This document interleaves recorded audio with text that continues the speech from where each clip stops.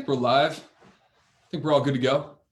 What's going on, everybody? Happy Monday. Today is definitely a note taker. Today, if you're looking to be one of the highest converters at selling packages within your community, and you want to do it while selling premium high ticket physical therapy, this is absolutely a note taker. I got my notebook, I got my pen, because today I'm not going to be the one leading this training. Today we brought Ben in here to teach us what he's currently doing that allowed him to grow his practice to 100K plus a month in under 2 years through his strategic packaging framework, and how he pre-frames clients before they even get in the door about what their commitment level needs to be at in order to receive and achieve the results that they're ultimately looking for. So today is going to be a really, really valuable training, one that we've never done before in this group, but we've had a lot of questions around this. So I thought this there'd be no better or more valuable training than just getting Ben in here himself to teach what's working for him. So Ben, what's happening, man?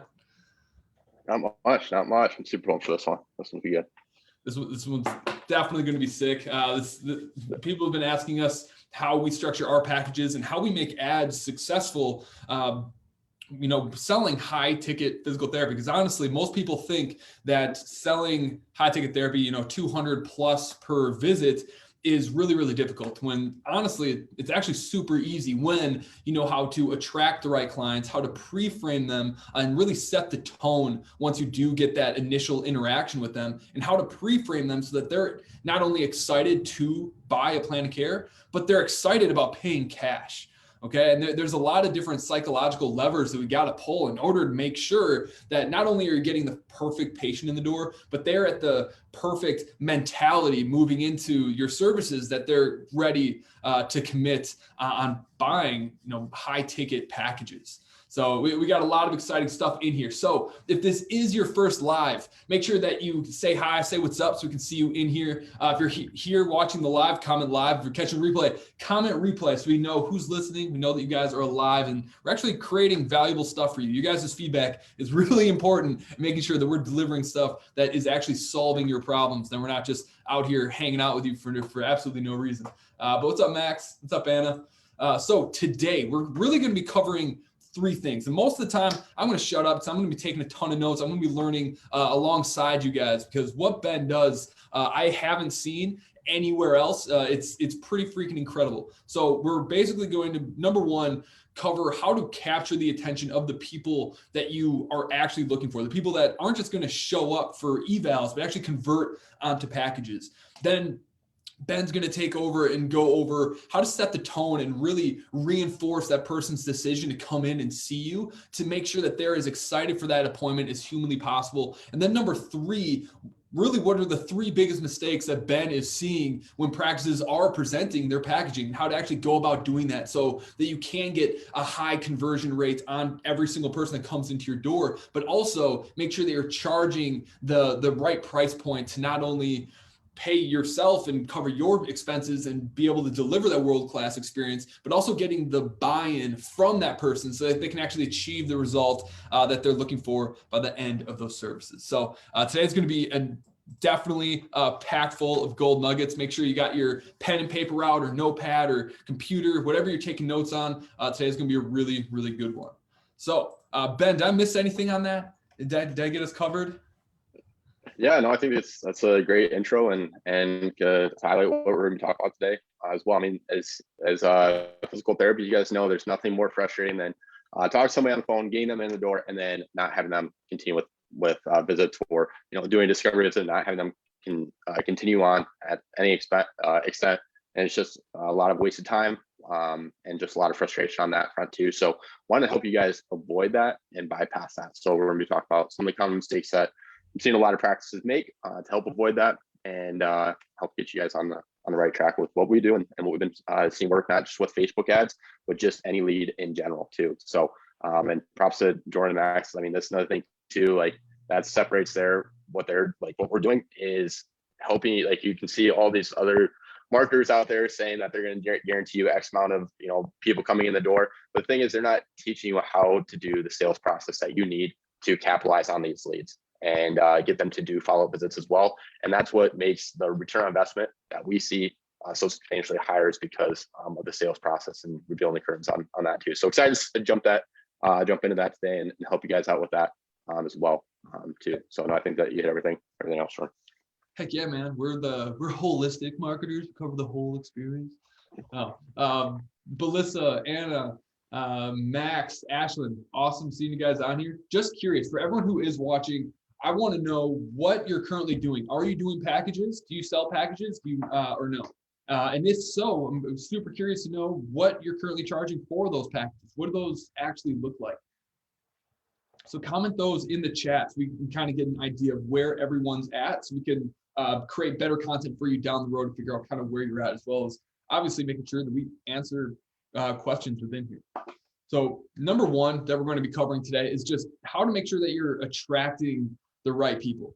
And so a lot of people, and how we kind of see things differently than most people is a lot of practices come to us almost burnt out, on the verge of actually shutting down their practice that they had started maybe a year or two previously, because they had spent the entire time building relationships in their community, doing the workshops, building the referral networks, and they just reached this critical mass where they just didn't have more time to devote to these organic marketing strategies. They didn't have time to grow a Facebook group. They didn't have time to DM a bunch of people. They didn't have time to do a whole bunch of content on top of all the networking and things that they're already doing.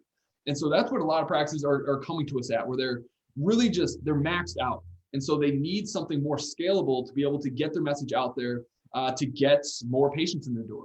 And as Ben already mentioned, like most of the strategies that are out there work really well to get leads in the door. And a lot of these marketing groups and a lot of these coaches are promising these strategies like 30 new patients every single month. And they're really good at slamming you with a bunch of leads. But the problem that most people are seeing when either they're working with these groups or running ads themselves is that they're getting a ton of people that are interested, but then they never actually convert. They're more interested in getting information and maybe coming in for one evaluation, but then never actually buying a plan of care. And if that's happened to you, if you've kind of fallen under one of those marks, say me in the comments. We're getting a landslide of comments here, Ben. I'm not sure if you're seeing this, but we got Paul. He's selling packages. I know Paul's selling packages. He's the guy. Anna, she's selling packages, charging $130 for a standalone session, then $115 package price. Nice. That we got some stuff we can work with there. Katie Allen, yes to packages. I'm on an LMT who does myofascial release. Nice. Katie Allen, 100 per hour or $350 for 4 hours. Nice. Ashlyn, they're doing a 4, 10, and 15 packages, anywhere from $625 and $1850. I already know what you're thinking on that one, Ben. All right, we got a lot to work with here. So thank you everyone for sharing that information. We're going to circle back and tell you, because I already know some of you are making at least one of the mistakes that Ben's probably going to bring up here pretty soon. So super excited to dive into it. So back to attracting the right types of people. So where we kind of differ in terms of our philosophy, and Ben can touch on this too. He came to us because he had already done all the organic stuff. He was dominant with it, but he was looking to scale beyond that, scale beyond his own time. And so we started running ads for him. And so the way that we do things is very, very specific. We offer very specific things, a very specific messaging to very specific people. And so that positions you as the authority, that positions you as someone different. It says something that someone hasn't seen before, so that even if they, in such a clear and concise way, that even if someone doesn't know what physical therapy is, they know that we're offering something that's going to give them the end result that they're ultimately looking for. We don't talk about you're going to need, 10 visits within the first day and talk about all the different elements of how our care is different, because ultimately, when you're first working on attracting someone, they don't care about those things. Okay, we're selling them the vacation, not the flights and the flight details of how to get them there. And so when we're attracting clients in the very beginning, ads is a really effective way to do that if you do them the right way. Take Spencer Agnew, for example. Okay, when he first came to us, he thought that he had to do every single thing organic and that paid ads were evil, because that's really what a lot of coaches were teaching him to do, because they need you to believe that so that you continue to invest in their organic growth strategies and kind of keep chasing the the flash in the pan strategies that are out there. But he came to us and we basically taught him that, number one, he was stuck at 30 visits a month and he was not making enough money. He had a kid on the way, a family to take care of, and he was very close to just shutting down his practice. But he came, worked with us. First thing we did was break down, okay, what are you selling right now? What do your packages look like? And he was charging way less than he should have because he didn't realize just how valuable the services he was delivering to his people actually was. Okay, so we put him through a few exercises to help him realize, like, oh my gosh, like what I do for people is worth so much more than I had originally thought. So we helped him put together these packages that we're going to kind of show you through today. And then we got him rolling with our Facebook ad strategy. And so he went from 30 visits a month, where he was stuck at for months, for about 6 months, he was stuck there and about to shut it down. Came work with us. The next month, he doubled the number of evals he had in a given month. He was about at about 60. Then 2.5 months in, he was seeing 150 visits a month. And Ben, correct me if I'm wrong, is he on his second hire now? Getting ready for a second hire. Just help him out. We sat down and helped him out with getting his first hire onboarded and find it, onboard him.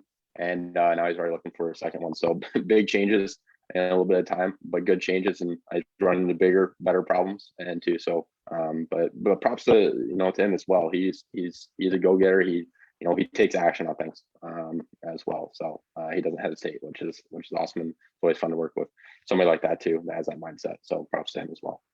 No doubt. Shout out to Spencer. So if you'll notice, the first thing I said, we did not go straight to generating more leads through advertising. First, we had to fix his packaging so we could capitalize on the leads he was already getting and extend the lifetime value per customer so that he had more money to be able to invest into his marketing. He had more revenue to be able to invest into himself and his time and his well-being so that he could operate at the level he needed to be to run a practice that could sustain 200 plus visits a month. And then we focused on the attraction phase, which is all about the Facebook advertising, at least for getting started, because it's the fastest and most consistent. But once all that is dialed in, as Ben alluded to, I'm going to shut up and hand it off here. Attracting the right clients is just phase one. You have to have the systems and the strategies in place to be able to capitalize on every single lead that comes through to make sure that you're maximizing your revenue per ad dollar that you're spending and that you're putting out there. And so once you get that lead, especially when it comes from Facebook, you have to be able to dazzle that person and make them excited, make them confident that you're not going to waste their time. So Ben, I mean, once those leads are coming in, man, like where do you start? How do you get this person to see you as something different that's not just going to waste their time? Yeah, so we're going to talk some strategies like that you guys can use when you finally have that person in the door, and they're going to help them immensely. But that's where a lot of people focus just purely on that, but it actually happens way before. The most important piece happens long before they're even through the door, and that's for that first phone call. And that's really where we separate ourselves from any other practice in the area, and they can tell that we're different is from that call. And the sales strategies that we use. One of the big things that we do in that call is we pre-frame that they're going to need follow-up visits. We don't say you have to commit that you need, we don't tell them on that first call that you need 10 visits, or you need 6 visits. We just tell them, we pre-frame that, hey, this is something, we tell a story of someone very similar to them. And because people don't want to be the first pioneer. They want to know somebody else is just like them's been in with the exact same problem that they're having and have gotten back to whatever their goals are of X, Y, and Z. So we tell a story, and we also pre-frame from there that we see this. We have a specialist that sees this day in and day out, and typically patients in your situation only need between 6 and 10 visits, and they're back to X, Y, and Z, right? So we don't dive into it. We just kind of gloss over that. Just put that in their mind that like this isn't a one-off thing. This isn't like I'm not telling like it's a waste of your time just come in for one visit. We don't blatantly say that. We just pre-frame very lightly. Not asking like for commitment on follow-up visits or anything like that, but just pre-frame that they're probably going to need follow-up visits in a nice way, and let them know like afterwards you'll sit down with your physical therapist and discuss how many sessions we're anticipating that's going to take. Like I said, Ms. Smith, we see this day in and day out. Typically, patients in your situation only need between 6 to 10 visits, and they're back to X, Y, and Z. I always relate it back to their end goal. Okay, because that's what they're calling about. Okay, so get them really excited. Like we get texts afterwards, like we send a post text after we get off the phone with them like congratulate them, like, hey, super excited, congrats on making the first jump of getting back to X, Y, and Z. It's just sent over the intake forms. That kind of goes into my next piece. What we do is we do an evaluation accelerator form. I'll explain what that is too, because that plays a big piece into how to build value and get to how this is really impacting them and what's their true motivating factor. So, but essentially we let them know, like, hey, Ms. Smith, congrats again on making the first jump to getting back to X, Y, and Z. Want to let you know we just sent over the intake forms, one of them being the evaluation accelerator form. Make sure it's super important to fill this out so we can dive into even more treatment on that first session and help speed up that evaluation process as well. Give them motivating factors to do this. Like, they don't want to just think that this is another intake form, because how many of you have gone to the physician? It's just some boring ass, form, just with irrelevant questions that don't always pertain to you, right? The likelihood of them doing it's going to be less if there's nothing that they get out of it. Tell them they get something out of it, that they're going to get into more treatment on that first session if they fill this out, and they're going to be able to get back to X, Y, and Z faster, right? So we give them something to motivate them to complete this. It's the evaluation accelerator form is something that we integrated and has made a huge impact into us being able to convert at a higher rate into packages. Okay, so the evaluation accelerator form it does have some questions like, how did this start? Is it getting better or worse? Not changing, all the normal questions there. But at the end, we start diving into what are their pain points. Like, hey, what is it? If you weren't having this, a couple of questions that we asked, like, hey, imagine a year from now, what has had to happen over the last year for you to be happy with your progress so far? Okay, figure out what would their life look like if they could get this taken care of. All right, ask them like what their why is. Hey, everybody, when the going gets tough, what's your why? What's going to keep you going? And this is one of the most important pieces. We get people like saying, hey, I had one of my family members was they had an injury, and then they started getting sedentary and weren't working out as much because of it, and they started gaining weight. They lost their health. They had poor mobility as they got older. I don't want to be like my parents or my grandparents. Being active is super important to me. I like going on hikes with my wife on the weekends. I like to play with my kids. I like to go in the backyard and shoot hoops with my kids. That's my why, and I want to be able to continue to keep up with my kids as they get older. So that really drives like what their main motivating factor is. So you don't have to dig so much during your evaluation. People are going to reveal some things in that form that you may not have been able to dig into and cultivate during that first visit. Okay, it takes less. You already know what their main motivating factor is. They wrote it down. So if you get any objections, you can be like, hey, if insurance doesn't reimburse anything, or cost loan, if we get you back to X, Y, and Z, would this be worth it to you? Right. And so that's one big thing that really makes a big difference. And I know I don't want to put percentage on this, but the likelihood of there's very few clinics that are doing the evaluation accelerator form and really getting into people's pain points and getting them to write it out and see how this also shows them how much this is actually impacting them. Some people don't realize how much injuries are actually impacting them. Like, I've done so many calls where I ask them like, hey, how's this impacting you? You're like, oh, it's not really impacting me a whole lot. It's just kind of annoying. Like, they're like, well, I guess I'm having some knee pain with some squats, but that's pretty much it. It's only when I go heavier. I'm like, okay, do you run? Like, yeah, well, I don't run anymore because of the knee pain. All right, how's going upstairs? Yeah, going up. It's going up and down the stairs hurts too. Like, okay, what about playing with your kids crawling on the ground? Oh, I can't do that either. So you can see like it helps people realize just how much this has impacted them, because if they can't realize how much it's impacted them, it's harder to build value to make that pain point greater as well. So that's something that's really powerful, is evaluation accelerator form and using questions that will help kind of reveal that. Okay, and then our physical therapists review that before that first visit. They already know what the patient's motivating factor is, and they can speak and kind of dig at that a little bit more and ask clarifying questions on that too. Okay, so to speed up the evaluation process, makes it subjective, not as long. We already got to their main pain points. We can build more value in that sense as well. Okay, so that's kind of what the process looks like, is build immense value on that call, really dial in on your sales process and your confidence with it. Okay, and then also the evaluation accelerator form and asking questions that are going to really get into what's motivating them. And then from there, they come in for the evaluation and then and go over some strategies on that in just a second. But I know that was a lot of information. I talk fast too. So do you have any questions on that, Jordan? But, yeah, exactly. Before I say that, because I know a lot of people listening are probably wondering, well, what the heck do I say on this phone call that kind of leads into this assessment or evaluation accelerator form? And if anyone does want to know Ben's exact script and process for this first phone call. We're not going to cover that in the scope of this video, but we do have that training available and that script available for you. So if you do want Ben's exact sales script that he used to get to over 100K a month within his cash practice while charging more than any other practice in town in under 2 years, comment script and we'll be sure to shoot that over to you. But so I know you have a really thought out, psychologically packed sales script.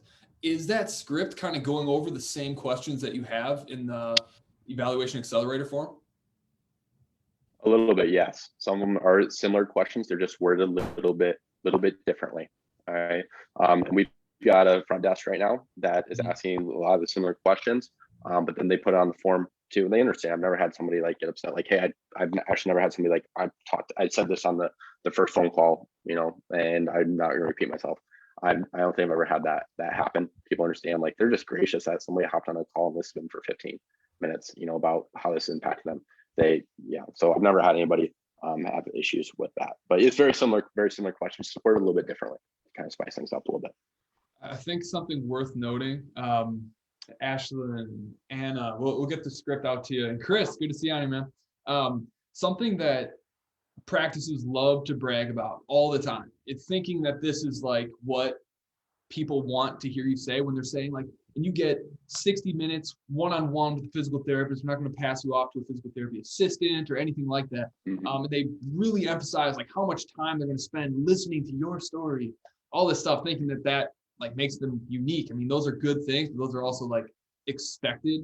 So saying them doesn't do a whole lot of value in a marketing perspective, but people don't realize it's like those same principles, like you need to apply those to that first phone call and to those first interactions, because within the first 48 hours of having a conversation, having a sales conversation, whether they just signed up something and are anticipating a purchase or actually purchased something like a coaching program, the first 48 hours is when someone decides whether or not they made the right decision or not. And so if you have a phone call with someone and you get them scheduled, and in the first 48 hours, you don't really reinforce their decision that they made the best call that they could have made for themselves, the odds of them not showing up or not converting on a plan of care exponentially go up. They might show up for that eval, but if you don't wow them within that first 48 hours, the likelihood of them converting on a plan of care significantly goes down. And so obviously you do the accelerator form, but are there any other things that you do to really just get your people excited about being there? Yeah, so they get that text immediately afterwards, like congratulating them, like, hey, super, like congrats on making that first step. Like people wait like years, decades to actually do something about it. And it's actually a big deal for some people to actually reach out and say like, hey, I need help with this. It's actually for a lot of people, it is a big step. We don't think it's a big step, but to a lot of people it is. So we congratulate them and let them know like this, you're making the right decision here, So we send that text. They also get an automated email drip campaign to kind of just, volume again, putting patient testimonials in there, stuff like that, and building value. We also do one thing that's also powerful is we also have the physical therapist reach out and be like, hey, Ms. Smith, just saw that you're on my schedule. Thanks for filling out the evaluation accelerator form. Super excited to work with you and get you back to X, Y, and Z. We're all set for X time, X date. If you have any questions, don't hesitate to reach out and give me a call. Enjoy the rest of your evening, Ms. Smith, or something like that, right? What other physical therapy clinic is doing that? Zero. So even if they do drop off and they go somewhere else, guess what? They're going to be very underwhelmed, and they're going to remember that, right?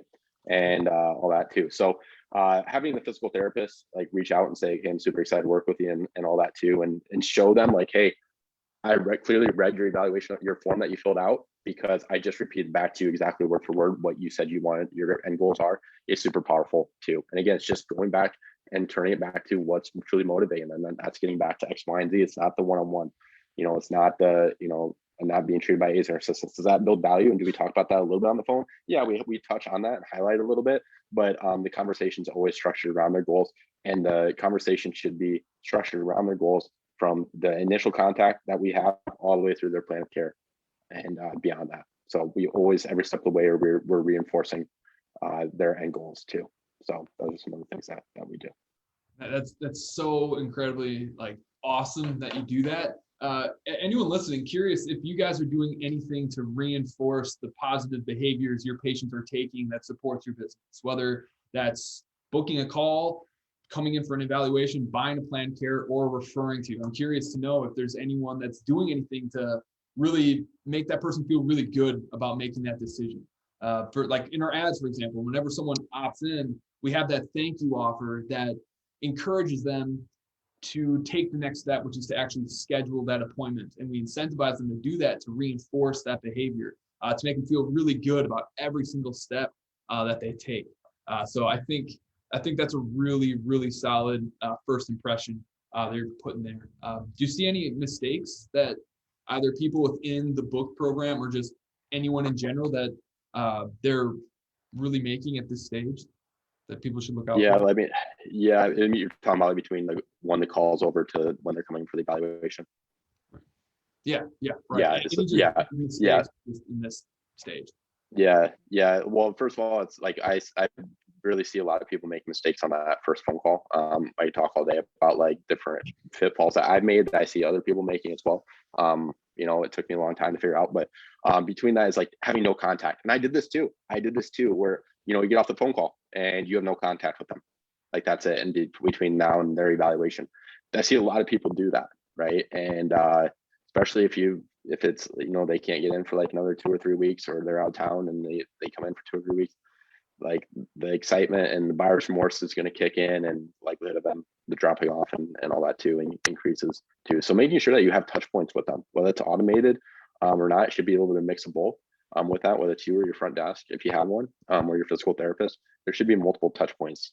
Again, reinforcing that they're making the right decision, and how excited, and just getting them excited overall is where I see a lot of people drop the ball on that too, making it in turn much harder when physical therapists say do the evaluation, like, why didn't this person commit to follow visits? Well, that you didn't talk to them for a week and a half and between the phone call and the evaluation, you didn't check in with them, you didn't, so those are some big things. Making sure you're keeping contact with them between that the call, after the call, and afterwards, and all that. So Right. There's all these little micro moments that happen in between the care that you're delivering that in order to stand out and to be different and to have people like really feel wowed, like there's so many little moments that you're missing if you don't have automated text or automated emails or some sort of extra touch point to give that person not just like people need emotional wins throughout the journey that you're providing them with. And if you're not providing them those, you're really not as different from other practices as you might think, because it's all the little things that matter. The care, of course, it's incredibly important, but in order to get them to actually be there in the right mindset, there's all these little micro things that you definitely need to make sure are happening to really stand out. So moving on from that, I mean, there's a ton of people that are getting the patient volume, they're getting the leads, they have the conversion rates, but they're still struggling as a practice because they're just not generating enough revenue per client coming in the door, or maybe they're just not converting enough people on packages and getting them to actually stick through the entire plan of care. So, I mean, where do you start from here, putting together an ideal package that positions you in a place to not only get enough income for your business, but also being able to deliver that world-class transformation that people are looking for? right. So I'm just going to kind of like reel off like the top three, and then I'm going to dive deep into each of them. So number one is not telling people what they need and giving them options, and yeah, just not being convicted. You might not even believe in what you're recommending too, and having lack of confidence kind of ties in with that. Number two is having too many package options. People get confused very easily. I'll talk about that a little bit. And then also having a low visit package. All right. And why this is not just not efficient and effective for growing and scaling healthy practice or business, but is also doing a disservice to your patients as well and their long-term outcomes. And then also bonus one I'm going to throw in here is also not using a price anchoring. It's a sales strategy. And I'm going to talk a little bit about that too. So big thing is, I'll kind of go back to number one. If you go see a physician or you go see a dentist, they tell you exactly what you need. There's like, how do you want to take care of this? When do you want to, schedule your follow? Like, when do you want to come in and take care of this cavity? Do you want to take this cavity now, care of this now? Or how do you want to, they don't want, like, do you want to take out half this cavity? Do you want to take out a quarter of this cavity? No, like, it's no brainer that you want to get this taken care of. So they tell you exactly what you need. You go see a physician. Like, how many times have you had a patient that comes in and they said, like, yeah, physician recommended an x-ray, and then they recommended an MRI. X-rays and MRIs aren't exactly cheaper either, but because they're a physician and they also are strong in their conviction of what they need, patients don't second guess it. They're going to do what the physician or the dentist tells them. All right. So that's the big thing, is tell them what they need. Like, that's what they're in for. They are looking for guidance in that. Okay. I see a big problem that I see a lot of clinicians make, or practice owners make, and their team is be like, hey, yeah, you've got knee injury that's got to get taken care of. We've got a lot of different package options. We've got a 4, 6, 8, 10, 12 pack. Which one do you want to do? And the patient's like, well, what the hell? Like, well, I don't know. What do I need? And if you give them all those options, like, if they can get a result in 4 visits versus 12, then they're going to do it. And because you're giving all those options, they're automatically assuming that they can get the result that they're looking for, whether it's 4 or 12. So why would they do 12? So that's the big thing too, is like, why are you giving them these options? Tell them exactly what they need and how do you want to take care of that? Do you want to pay in full, or do you want to go in per visit? Take care of this.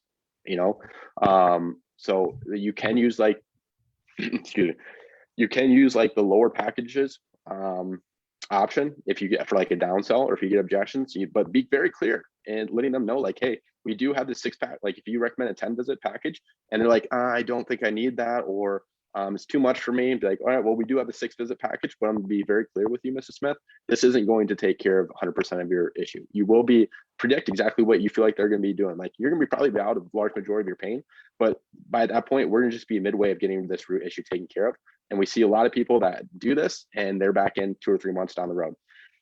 Because even if they do drop off after 6 visits and just do the 6 visits, don't continue on, if that your prediction's right and it comes back, you're off the hook. And you actually look like a genius, because guess what? You just predicted it. Versus if you recommend a 6-pack, or it's like, let them know, like, hey, you can do the 6-pack versus the 10, and then they do that, and then the issue doesn't get taken care of, and then comes back 3 months later, they're gonna be like, well, that physical therapist obviously didn't know what they were doing. That physical therapy didn't work. I'm not going to go back. Versus if it does come back, you look like a genius, and guess what? They're going to come back in potentially. You got a better chance of them coming in and whatnot too, and not being upset because they didn't get long-term results that they're looking for, right? So that's a big thing on where I see clinicians go wrong. And I had one story that happened, was one of the physical therapists I brought on. It was within his first 2 or 3 weeks, and he told this patient that they could have had like 3 different diagnoses going on, and I wasn't 100% sure on what was exactly going on. And he's like, either way, I'm pretty sure I can help you. We were still working on his confidence and whatnot. Just was not very convicted. He didn't believe with much conviction into what he was recommending. And it was a shoulder injury. It was something that was 100% could be taken care of through physical therapy. Guess what she did? Because she didn't get a concrete answer on what was going on and conviction from the practitioner and the expert that she was seeing, she went and followed up with her physician, who referred her to a surgeon. And the surgeon said with conviction that she needed surgery. Guess what she's doing? She went and got surgery. Right. And so I went back to the physical therapist, and I told, like, she called and said she was going to go the surgical route. And I asked him, like, hey, did this something that needed surgery? What was he's like, absolutely 100% not like, she was not a surgical candidate whatsoever. And I can say 100% confidence that that's the wrong answer. It was a learning point for him. I didn't throw it in his face, but I'm like, hey, he walked me through on how the evaluation went and what his recommendation was. And it was just the fact that he did not leading with conviction, confident in what he was doing and saying and recommending. And so she went and saw somebody that did give her that, even though it was the wrong answer, she got the conviction that she was looking for and went with that route, even though that was wrong route. At the end of the day, patients are just looking for conviction. And if you aren't confident in that and prescribing what they need, they're going to go elsewhere, and you're going to lose a lot of rapport and trust from those patients as well. So say what the patient needs. Brad Coe also said something in the group a couple weeks ago about packages. And I do agree with him to a certain extent. He's like, recommend the package that the patient needs. Like, if you don't have if you've only offered 6 packs and 10 packs, but a patient needs an 8, you now have an 8-pack option. Come with it right up there on the spot, right? Do what's best for the patient and what the patient needs. All right. like that's what we do, is we tailor things based on the patient. We shouldn't be tailoring the patient on the packages that we offer. Okay.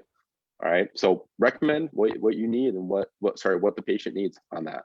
Okay. So that's a big piece. I see a lot of people mess up on that. Okay. So before I jump into the second one, any piece that didn't make sense on that, Jordan, or any comments on anybody that has questions for that? I think like the underlying like issue that people have that they don't realize that they have is like when it comes to their packages, they're so worried about getting the sale rather than giving that person the information they need to make the best decision for themselves. So as you said, like if you give them 3 different options, they're always going to choose the path of least resistance, the one that's going to hurt, be the cheapest, because you presenting it tells them that it's like, okay, I can get the result for this one. Otherwise, why would they even offer it? It's like, you got to keep in mind, it's like you have to tell them what is in their best interest, and you have to completely believe that it is in their best interest, and you have to believe it so much that if they don't do this, they're not going to get the result. Like one of the things I think you do really awesome, Ben, that again, this isn't something I don't want to go too deep because this is more for our private coaching members, but when you do tell someone like, here's the course of action that I recommend, you have this visual that tells them it's like, here's why we need 8 visits versus 10 visits. Because right here, after the 3rd, 4th visit, your pain is going to be reduced by 80, 90%. And this is where a lot of people are going to say, like, you know what, I can be done here. But then you educate them on, but if you do stop this and you warn them on this, that their initial eval, that if they stop here, like some people do, they're going to come back in 2 months from now with the exact same problem, starting over from scratch, and they're going to end up spending more money with you because they didn't just commit right away to get the problem not just solved, but solving like the core problem and then doing the preventative work to make sure it doesn't come back. And so you do a really good job of not just saying like, here's the course of action that I want you to do, but you really give them a visual and articulate and educate them on why they need that. And so like Ashlyn and Sarah, they do mobile care. Right now they're doing, they got 3 packages, a 5, a 10, and a 15. They do mobile care, and they kind of leave it up to, the client to kind of choose what they want to do the most. They say that most people buy a package after the 3rd or 4th visit. Anything kind of stand out there to you, or any guidance for them on what they could do to improve their kind of strategy with that? Oh, and yeah. So asked, would you offer a payment plan if they disclose they can't afford the 10 right off the bat? Yeah, I mean, I really have a hard time with believing there's some people, yes, don't get me wrong, that can't afford things, but if they're walking in with an iPhone, they're walking in with all the, if people truly value it, they're going to be able to make it work. All right. You can offer payment plans. I have done it in the past. And it's just it's kind of a nightmare trying to keep track of everything. You can do it. I did it when I was starting out. We don't do it anymore. Because the likelihood of somebody actually not truly being able to afford it is actually very minimal. Even though it's something that's different from what they're telling you. Again, everybody's got different situations. Long story short, you can offer payment plans. We don't anymore as well. One thing that we do a little bit differently is, we do offer these packages. We do offer, we don't require them to pay up in front for a 10 pack. If we get a verbal agreement that they need a 10 visit, they just don't want to pay up front for it, we do give them the benefit of the doubt with that. And if they drop off, then we can prorate it. But if they do pay up front, they get an added discount on that as well. So that's a little bit something that we do differently as well to try and help meet people in the middle with it as well. Some people that just want to truly do 10 visits and they just might not have the cash on hand right now or whatnot. That's a way to kind of meet them in the middle and what we kind of do for them. And some people, a lot of the people we work with have been burned by a lot of practitioners and they don't want to invest in that, or you might not have built, they've got a lot more walls built up and they're more calloused, rightfully so, because as we know, the healthcare system is just ridiculous. All right.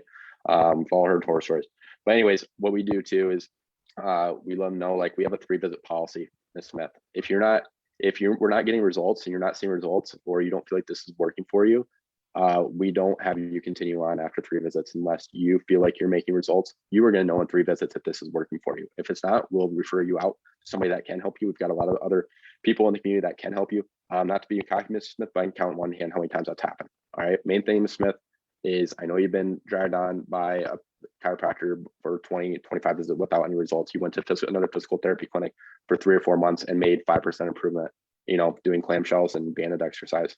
But not gonna go on tangent there.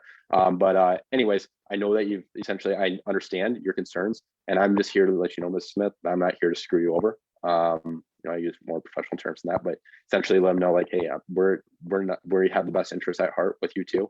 If you're not seeing visits after 3 visits, we're not gonna be, or progress after 3 visits, we're not gonna be stringing you along for 10 visits. You're gonna know long before that this is what works for you too. So that can help decrease any uncertainty. And usually if somebody has a price objection, it's actually an uncertainty objection that they're actually going to get the result that they're paying you for. Okay. Because in healthcare, there's no guarantees. All right. Typically, with outcomes and all that too. So that's something that you can do as well to help decrease that barrier on that front. I love the 3 visit guarantees. That's awesome. Yep. Hopefully that answers your question, Ashlyn.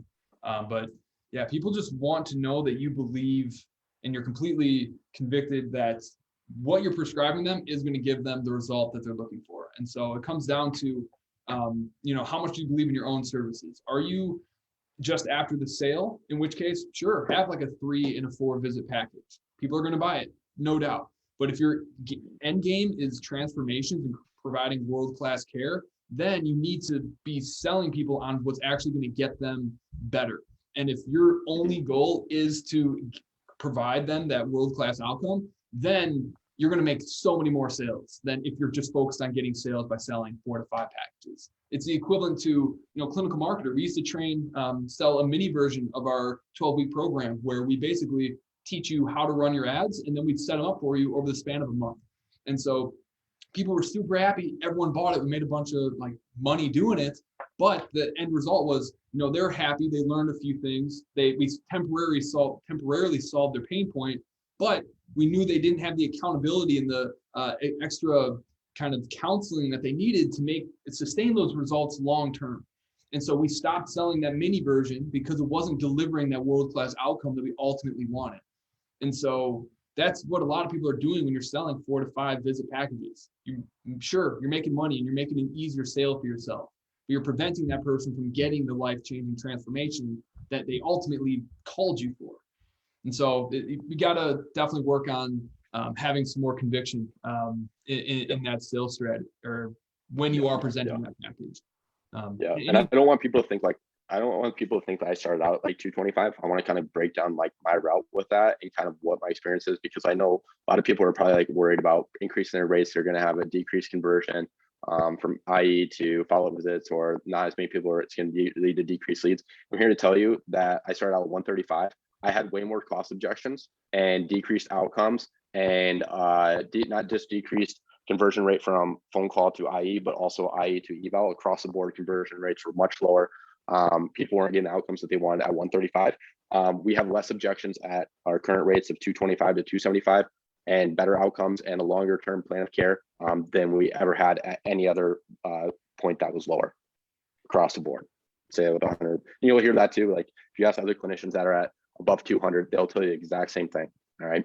So that's another thing too, is don't be scared to increase your rates because you think it's going to lead to a decreased conversion. You're actually going to have higher conversions if you believe in what you're doing and you have the sales strategies and things in place too.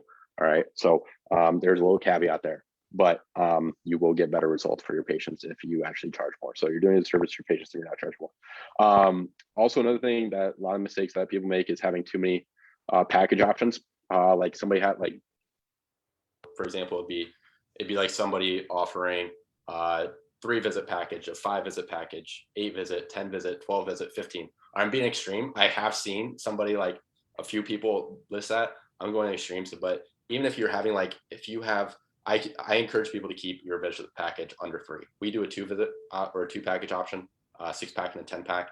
I see too many people offering way too many packages. And then you've got all this slew of numbers of discounts. You got a percentage discount, you got a per visit discount, then you got the overall package discount. You've got all these numbers, and it's all on a price sheet. Well, some people have a price sheet, some people don't. And you're just rattling off these numbers. It makes sense in your head because you've memorized these numbers, you've overanalyzed it and set your rates. But for these patients that you're just rattling off all these numbers and percentages, like the average person isn't Albert Einstein. They're not going to be able to compute this, and they're just going to be confused. All right. And so a confused buyer is not going to buy. So make it simple. All right. Offer two visit packages, 3 visit max with that too. So that's another big mistake that I see people making, is having way too many package options on that front too. And this kind of ties into the third mistake that I see, is too low of a visit option. All right. Where people are offering like 3 packs or 4 packs.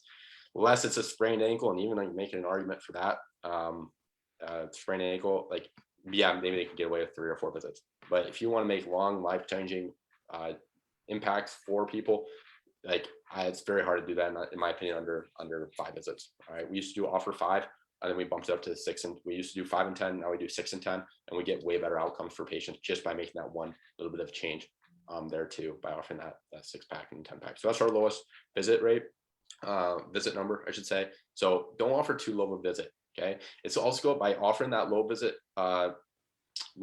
option, it's also going to decrease the amount of referrals that are coming in your way. Want to know why? Because guess what? A lot of people don't realize what happens to patients after their last visit. All right, if you're offering just 3 visit and 4 visit packages, I guarantee there's a high percentage of people that are done with their visits and they go about their life, and then 3 or 4 months later, they're back in having the exact same injury that they had, and maybe even worse, they have other things going on now due to compensation root issue not being addressed. Now, they didn't get the result they were looking for. It's honestly just a waste of their time coming in, so they didn't come to a long-term result. And now they're not telling your friends and family about you because you didn't get long-term results for them. It's going to decrease referrals, and it's going to be a back-end problem months and years down the road of not getting referrals that you normally would have. Okay, so by offering lower visit package right now, it's actually impacting you. It's not just going to impact your business now, it's going to impact your business for years to come by decreasing the amount of referrals that you're getting, because you're not getting long-term visits for your patients. You might think that you're great. Like I've ran into so many clinicians that are like, no, I only do 3 visits and 5 visit packages. Everybody's out of pain after 3 visits. And I'm like, I'm so good and all this. And long story short, they never know what happens to that patient down the road. Okay. If you want to create long-lasting changes, you need to have longer visit packages on that front too. Okay, so you're gonna get better results. It's also going to make your life a lot easier and stabilize your business, and it's a win-win across the board for everybody involved. All right, it's a no-brainer. Okay, so I would encourage you not to offer anything less than 5. But again, do what's best for the patient too. If you get somebody that's like a very minor ankle sprain, or it's like something that, do what's best for the patient. But a large majority of cases, they're going to need more than 3 visits. So that's another mistake, is seeing too many low offer, too few visits in their lowest package and all that too. Okay, so those are the big 3. Another thing is price anchoring. I'm not going to go super in depth. It's a little bit higher level price anchoring. So we say our follow-up visit is $275. I was looking at the schedule before I hopped on here. We have 1 visit out of, we have over like 120, 130 patients scheduled at over $225 per visit across the board. We only have 1 person doing $275. And I actually talked to the physical therapist about that. He's like, no, I just marked that because they're still trying to figure out what they want to do. So the likelihood of somebody actually doing $275 is very, very minimal. All right. And it's not intended because we want people to do that anyways. We use that as a price anchoring to make our packages look like that much better of a deal. Okay. So now the 6-packs and the 10-pack discount rate, like if you pay in front for a 10-pack, you get $100 off the total package. Like you get a lot of added perks by paying in full, and then also just by committing verbally to a 10-pack, you're going to get a $50 discount per visit than if you did $275. So it makes your rates look, the package is like a no-brainer and cheaper overall. So I can talk more in depth about price anchoring, but it's a little bit higher level topic and whatnot too. But that's kind of the nuts and bolts. Is when you're setting your rates, don't choose your highest rate about what you like your per visit rate. Like let's say you want to make $225. Let's say you want to make $200 an hour. Don't set your per visit rate at 200. Your 10-pack per visit should be at that 200. All right, your price increase should be like 250 or something. Okay, so I see a lot of people do that incorrectly and kind of actually do a reverse on what the strategy is actually intended to be used for as well. So yeah. So again, I know I talk fast and whatnot too. Yeah, any clarifying questions that you have during right off the bat, or anything else you're coming in? No, I think you nailed some really good like gold nuggets where it's like the fewer the visits, the fewer the referrals, basically. Like that's huge. I never thought about that either. And you kind of alluded to, I just want to like confirm this. So, I mean, like the higher the price tag, especially when you're price anchoring, Would you say that it's easier for people to believe that they're going to get the end result? Like, do you think that's why it's so much easier for you to sell these packages when you were charging these prices compared to when you were charging 130? Absolutely, absolutely. I mean, think about like, if you pay something, like, have you ever gone to like CVS or like or a store, and you had all these different options, and you saw one that was like way more expensive than another? You're like, I don't like, that's obvious. Like, people correlate like price with the best. All right. And so I've had people literally tell me, like, I asked them, like, how'd you hear about us and why do you feel like we're a good fit for you? Oh, well, I mean, I saw on the website that, you guys work with people that are very active, like, blah, blah, blah. And they're like, but after this phone call, now that I know what your rates are, I'm definitely working with you. I want to work with the best. All right. You're more expensive than anybody else. I want to work with the best, and I'm willing to invest in my health because of it. So you'll literally have people, don't get me wrong, it's not like everybody out there is like that, but you will get some people. That's just my mind. Like, that's the thing, is that's where people's mindsets are too. Okay. And all that. So yes, there's clearly a correlation between what's best and the cost majority, and that's how people's minds work too. Okay. So if you're offering like lower service, like a lower cost, or like a middle pack to everybody else, now you're just a commodity. It's also a way for you to remove yourself as a commodity by charging more, because nobody else in the area is charging what you do.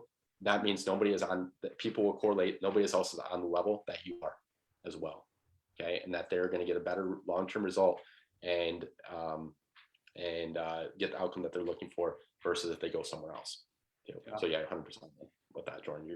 People are going to perceive the transformation that they're going to make at a much higher level before even getting started about the possibilities that are going to, if you're charging lower or what everybody else is.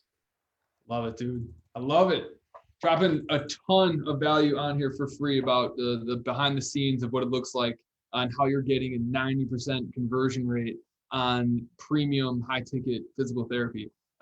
Really cool stuff. So if anyone has any questions about their packages specifically, or how to implement this, or how to go about increasing their own rates so that they can start increasing the lifetime value of their clients, so they can reinvest that money into their client experience. If you have any questions about any of this stuff, throw them below. Again, as I stated earlier, we do have the script. We do have the sales process for that first phone call. If that's something you're interested in, just comment script and we'll get that out to you. And if you are looking for training and how to increase your rates, we have guides and training around that as well. So comment rates if you want us to send you our Raise Your Rates guide to kind of educate you on the journey that Ben went through, as well as Spencer went through when he increased his rates, and now he went from 30 visits a month to nearly 200 in just a span of 2.5 months by focusing on dialing in his traffic and getting more people contacting him for his services using our paid ad system. So to kind of recap everything so far is, number one, you got to make sure that you have not just traffic coming into your practice, but you need to make sure that it's the right people. Because if you're not bringing in the right people, no one's going to convert on your packages anyway. You need the people who are excited about their health, who are willing to invest in themselves, and who see the long-term benefits of paying cash so that they can enjoy the activities that they love longer within their life. So it's really important that you have the right patient attraction system in place to make that happen.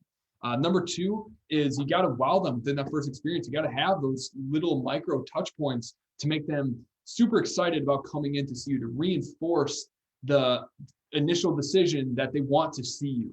Okay. Again, you have 48 hours to make someone just choose whether or not they're going to have buyer's remorse. And so, Ben, what were some of the things that you were doing, just to kind of recap that point real quick? Yeah, I mean, reinforcing on the call, at the end of the call, that they're making the right decision, congratulate them on it, and then send them a follow-up text as well. Congratulate them again and making the first big step. And then an email drip campaign of other people that you've worked with and like them, that have gotten results with, and frequently asked questions. And we talk about our money back guarantee in there. We talk about like things that are going to help lower their concerns or address any buyer's remorse that they're having, and then also sending a text on behalf of the physical therapists saying like how excited they are to work with them, and getting them back to X, Y, and Z and all that too. So simple, but so. And the evaluation accelerator form, figure out what their evaluation accelerator form, figure out what their main motivating factors are on that front too, and having the physical therapist include that in the text to let them know like they actually read it based on saying like, hey, I'm excited to work with you to get you back to X, Y, and Z. So That's huge, man. I love that. I haven't met a single other practice that does that once they actually complete that information, sending them that's like, hey, I actually like paid attention to this. I'm super excited to talk to you about it. I love that. And then obviously, once you kind of set the stage and they're excited for that first appointment, making sure that your packages are in the right order. You're able to present them with conviction, tell them exactly what they need. You want to quick recap the 3 big mistakes that people are making and what they want to avoid? First one is like not telling people what they need and giving them options. Tell them what they need. You're the professional. You've got it. A lot of us have doctorates and whatnot too. Be confident in what you're recommending and whatnot too. Okay. Second would be too many package options. With way too many discounts and all these percentage and numbers that patients don't understand actually how much discount they're getting. Confused buyer's not going to buy. Then having too low of a visit package, which will in turn decrease the amount of referrals that you're getting and long-term results that you're getting for patients as well. And then the bonus one that I kind of threw in here was like price anchoring. There too, it's a sales strategy that you can use to make your packages more enticing. And those are the 3 with the bonus. Oh, they're huge. I feel like that covers probably 90% of the issues we see with people in booked. So thanks for breaking that down, man. Belissa sure. Has a question, and we got Ashlyn asking for the rates guide. We got Belissa asking for the first call sales script, and we got Anna also asking for the raise your rates guide. So we'll get that out to you as soon as we can here either today or tomorrow morning. Then Belissa asked the question. Often we talk to the patient themselves, but is it harder when you're talking to a parent? So if you are talking to the parent of this patient or even the son of the potential patient, how different would that sales call be? Would you pretty much approach it the same way? Good question. Yeah, that's another mistake that I see a lot of people. This is a different topic, but the issues I see people run into on the phone call is treating the sales call differently, whether they're a Facebook lead, they're a Google lead, they're a referral. Every single patient goes through the exact same sales phone call. And it makes your front desk lives a lot easier than having to try and remember 3 or 4 different scripts based on like 3 or 4 different lead types. It doesn't make a difference. So what I encourage you to do is speak with the patient it depends on how old they are, and that plays a factor into things. If they're like 23, 24, it depends on who's paying the bills and all that. So it's kind of depends. But what I've had happen a couple times is like a 20, like for example, I had a 22-year-old, 23-year-old male call, and he was still on his parents' insurance, and his parents had a little bit like concern because they didn't go through that phone call. Like to them, we're just physical therapy, right? Why would they be paid X amount? So what I did is like, hey, he was like all about it. He had already been to another physical therapist, a couple other physical therapists, and was absolutely miserable with them and had like just was really fed up with the whole process. So he was super pumped when I kind of explained how we do things and listened to him and all that too. And he was trying to do the sales process for us. Like he was like hyping us up a lot and gave us a shot, which was nice. But he's like, yeah, my parents, I don't know if I'm going to be able to go forward. My parents are a little bit worried about the cost. Is there anything I can say to them? And you don't have, it's not that patient's responsibility to do the sales for you. What I said is like, no, that what I'll do, and I'm more than happy, is hopping on a phone call with your parents and discussing it with them. And he was really appreciative. He's like, wow, again, wowing him, that I was going to take time again after just spending 15 minutes on the phone call with him to hop on another 15-minute phone call with his parents to make sure that he gets the right help that we're looking for. What I do, exact same sales. I did the exact same sales call that I did with their son. Figure out how is it impacting not only him, but how is it impacting them as well. Okay, like I knew like they were tired of driving. I don't know. There was also another patient. This side note, but there was a patient that wasn't able to drive themselves, and the parents were sick and tired of driving the clinic 3 times a week, right? So the big thing is figure out how is this impacting the parent's life as well as not only the child's. Again, people are just generally selfish too. Yes, obviously people want best for their kids, but they also want to know what is in it for me too, and you can if you can explain to them on how it's going to impact their life positively by them working with you and how to justify their cost, then that's how you get them to move forward as well. So figure out how this is impacting, the parents. There's a lot of different ways that it's impacting. impacting the parents, and it's not just the child that has injury. So I'd hop on a call as well with parent if you can. Love that. Yeah. Basically handle it more or less the same way. If it's a kid and you need parents' permission, get on the call with the parents and basically take them through the exact same process, because all parents, as loving as they are, they always have selfish goals with their kids, especially if they're athletes. Okay. Like they want their kid to get better because part of who they are is like the booster club parent or like the soccer mom or soccer dad. Like they all have their own goals for their kids. So more or less, it's the same thing. You take them through the same line of questioning. It's all about just showing that you care, finding out what their problem is, and helping them come to terms themselves that they can't do it on their own and they need your help.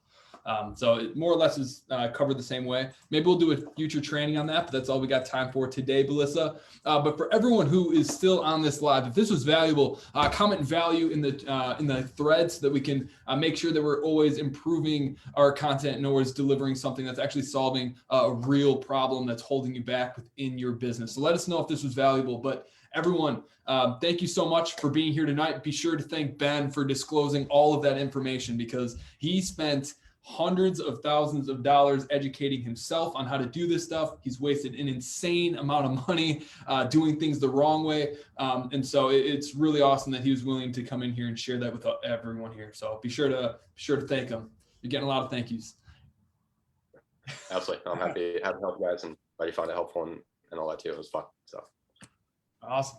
So guys, if you're interested in learning what it would be like to work with Ben or myself on how to structure your packages and how to get more quality people in the doors of your practice, comment game plan below. And what I want to do is contact you to just talk to you a little bit about what your current situation is, what you're currently doing for marketing, how many visits you're seeing, how many you want to see over the next quarter. And I'll personally help put together an action plan for you that you can use to implement over the next couple months. You don't need to bring a credit card, because on this game plan call, there's absolutely nothing for me to pitch you. I will not pitch you. The only thing I might do is if I think you're a really good fit and I'm confident I can get you what it is you're hoping to achieve much faster than you could on your own, I'll invite you to a deeper strategy call where we can talk about what it really looks like to work deeper with us. But if you want me and my team to help put together an actual game plan for your marketing to get more quality patients in the door and help you put together your packages, throw together a comment game plan below, and we'll reach out to you to get that scheduled.